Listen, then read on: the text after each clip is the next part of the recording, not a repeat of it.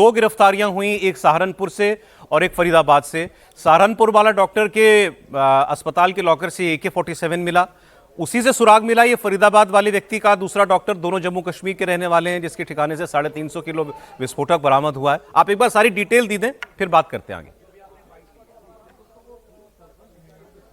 देखिए सौरभ, अभी तक इस मामले में दो गिरफ्तारी हुई है, एक सहारनपुर से, एक दिल्ली से, ये फरीदाबाद से।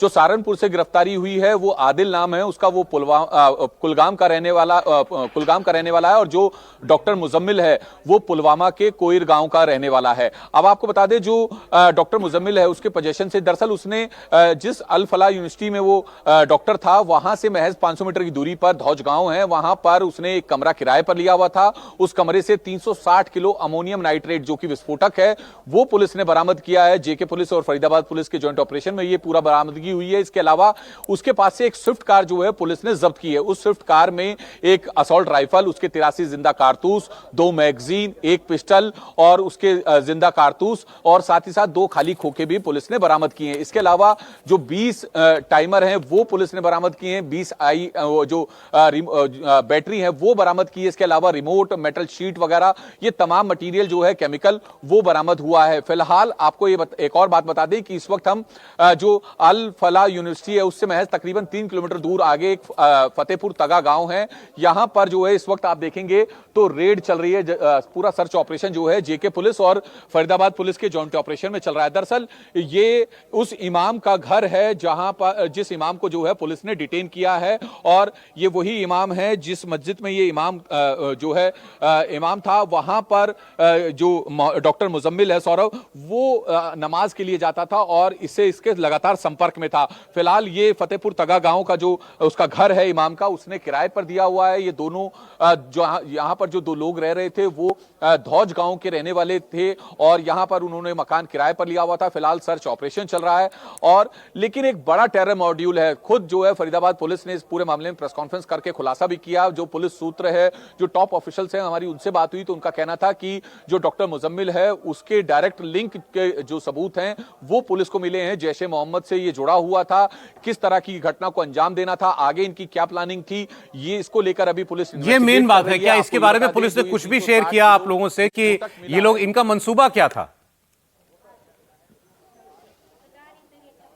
देखिए, पुलिस का साफ तौर पर कहना था क्योंकि मामला नेशनल सिक्योरिटी से जुड़ा हुआ है और ऐसे में जो इन्वेस्टिगेशन है वो टेम्पर्ड हो सकती है, तो इसलिए ज्यादा इन्फो पुलिस की तरफ से नहीं दिया गया। लेकिन इतना जरूर बताया गया कि जो स्विफ्ट कार है जो डॉक्टर मुजम्मिल के पोजेशन से मिली है, जिसमें तमाम असला था, जिसमें असॉल्ट राइफल, पिस्टल, जिंदा कारतूस, मैगजीन बरामद हुई है, वो दरअसल अल फलाह यूनिवर्सिटी में ही एक डॉक्टर है, लेडी डॉक्टर, उसकी थी, और वो लेडी डॉक्टर जो है वो कश्मीर की रहने वाली है। फिलहाल जेके पुलिस की कस्टडी में है वो लेडी डॉक्टर, और उससे लगातार पूछताछ की जा रही है। पुलिस सूत्रों का यह भी कहना है, टॉप ऑफिशियल से जो हमारी बात हुई फरीदाबाद पुलिस के, कि तकरीबन 15 दिन पहले ही ये पूरा कंसाइनमेंट जो है डॉक्टर मुजम्मिल के पास आया था, और किसके जरिए आया, आगे इसे कहां सप्लाई करना था, या ये खुद जो है उसको आगे प्लांट करने वाला था, इन तमाम एंगल्स को लेकर पुलिस इन्वेस्टिगेट कर रही है। फिलहाल आपको एक बार फिर आपको तस्वीरें दिखा दे, ये उस इमाम का घर है जिसके संपर्क में लगातार डॉक्टर मुजम्मिल था। ये फतेहपुर तगा गांव है फरीदाबाद का, जहां पर फरीदाबाद पुलिस और जो जम्मू कश्मीर पुलिस है वो ज्वाइंट ऑपरेशन के तहत जो है रेड कर रही है। पूरा सर्च ऑपरेशन चलाया जा रहा है। जो आसपास के खेत हैं सौरभ, वो भी खाली करा दिए गए हैं। ठीक है सौरभ, फिलहाल बहुत शुक्रिया आपका।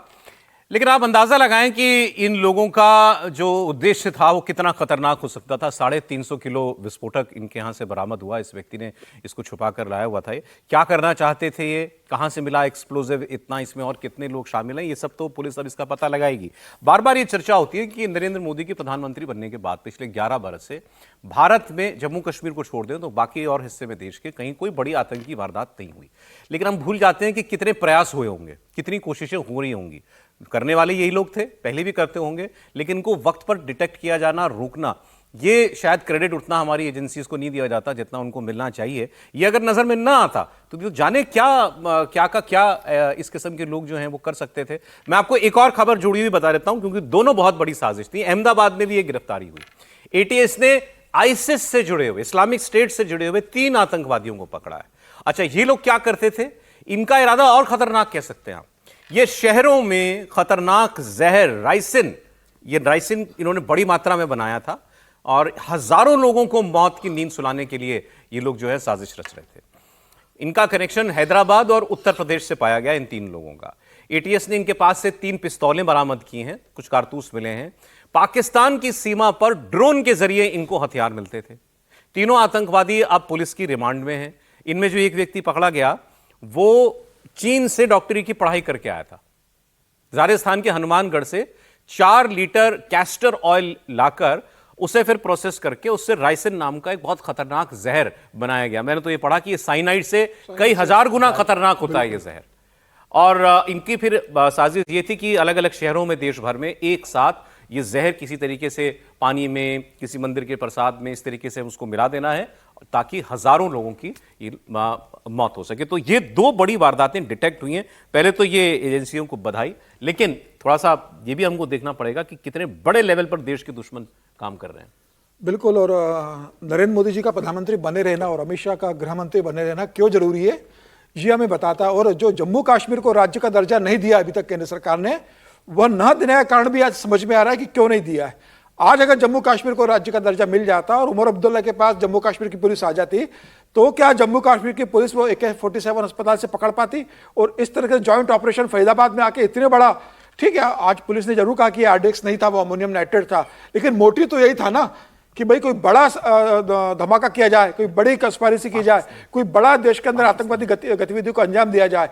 गुजरात के अंदर जो पकड़ा गया है, फरीदाबाद में, जम्मू कश्मीर में जो पकड़ा गया है, ये बता रहे हैं कि उनके मंसूबे क्या है। 2014 के बाद 2004 से लेकर 14 तक उन्होंने जो किया खुलकर, 2014 के बाद वो एक देश में करना चाहते थे, लेकिन प्रधानमंत्री नरेंद्र मोदी के बनने के बाद और उसके बाद अमित शाह ने जिस तरीके से गृह मंत्रालय को संभाला है, उसके बाद से इनके किसी भी एक्टिविटी पर जिस तरीके से एजेंसी काम करती है, केंद्रीय एजेंसियां काम कर रही है, देश की सरकारें जिस तरीके से भारतीय जनता पार्टी की सरकार इस पर काम कर रही है, उसके कारण उनके मंसूबे वो पूरे नहीं हो पा रहे। वो कहीं आतंकवादी गतिविधियों को, कहीं बड़ा बम विस्फोट नहीं कर पा रहे हैं।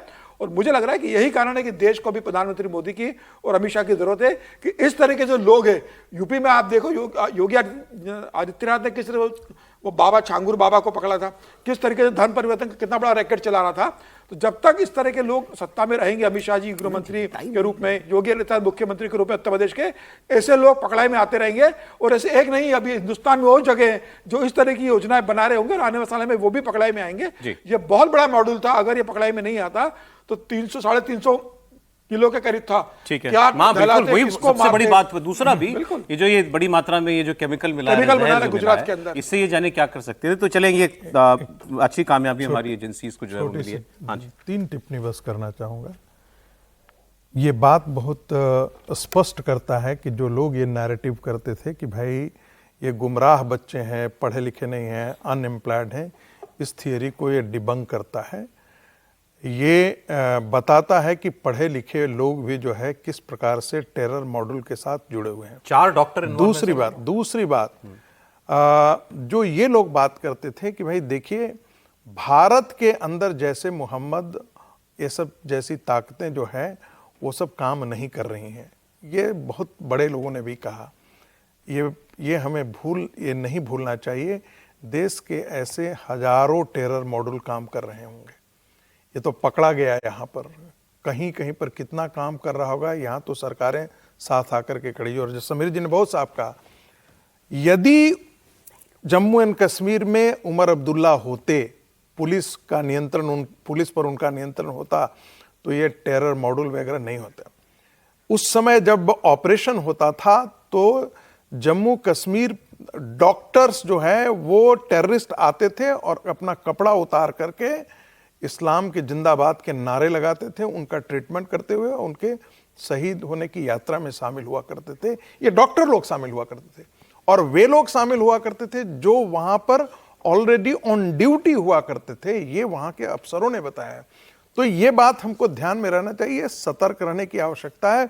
और मुझे तो लगता है कि पूरे देश के अंदर इस प्रकार का सर्च ऑपरेशन जारी किया जाना चाहिए। एक मॉडल नहीं, कई ऐसे मॉडल बस्ट करते हुए आपको मिलेंगे।